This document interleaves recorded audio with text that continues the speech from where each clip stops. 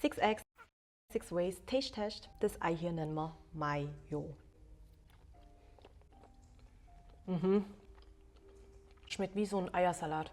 9,5 von 10. Als nächstes haben wir hier ein türkisches Ei. Das nennt sich Mantai.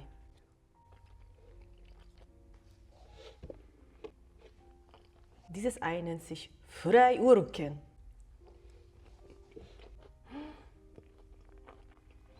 Das ist sogar 10,5 von 10.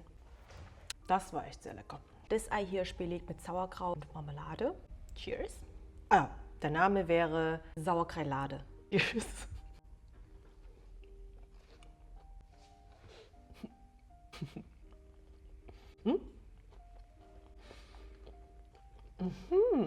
Am Anfang fand ich es nur so okay mit dem Sauerkraut, aber danach, als die Marmelade reingekickt hat, 7,5 von 10. Als nächstes haben wir Crunchy Pistazienmus mit Ei. Pistei. Cheers.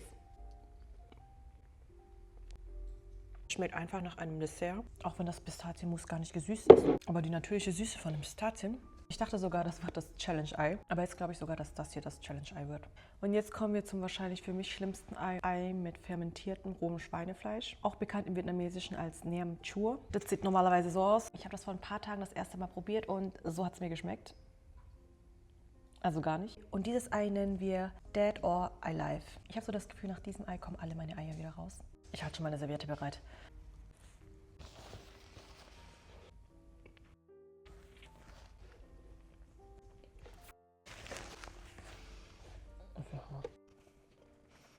Mir schmuggelt hier nichts raus.